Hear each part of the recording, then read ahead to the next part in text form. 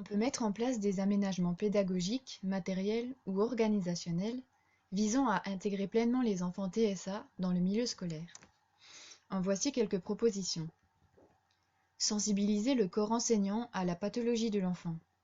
Expliquer au reste de la classe la pathologie et les aménagements à mettre en place. Élaborer un plan de communication entre l'école, les thérapeutes et les parents. Trouver une place calme en classe, stratégique et adéquate pour l'enfant. Créer un programme d'apprentissage adapté à l'enfant afin d'éviter l'échec, comme la reformulation des consignes, le fractionnement des activités, l'octroi de temps supplémentaire, un système de notation adapté, etc. Organiser l'environnement et la salle de classe, comme une organisation de l'espace avec des coins ressources et sécurisés pour la gestion des crises. Au niveau de la gestion du temps, on peut structurer, anticiper et planifier les séances de travail. Mettre en place des activités d'expérimentation et d'échange entre les élèves. Simplifier les consignes, diviser les travaux en tâches simples et distinctes, répéter et écrire en évidence les consignes. Pour l'hypersensibilité, identifier les stimuli désagréables et les supprimer ou tenter de les atténuer.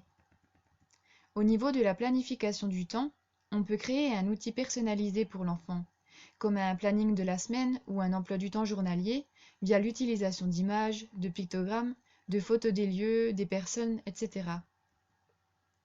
Utiliser des pictogrammes pour permettre à l'enfant d'exprimer ses émotions, si celui-ci est triste, content, s'il a peur. Mettre en place des stratégies de pairage visant à jumeler l'enfant avec un TSA à un autre enfant ou un adulte de son entourage, ou faire appel à une auxiliaire de vie scolaire.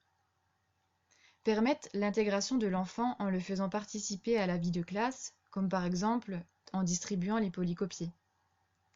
Utiliser du matériel de simplification, comme des aides-mémoire, une carte mentale, un code couleur. Laisser un casque anti-bruit à disposition s'il en éprouve le besoin. Agrandir les polycopiés, par exemple pour les exercices d'écriture, afin de limiter les difficultés au niveau de la motricité fine. Voilà, j'espère que cette vidéo vous aura appris un peu plus de choses sur l'autisme et que vous comprendrez pourquoi ces enfants ont besoin d'adaptation à l'école.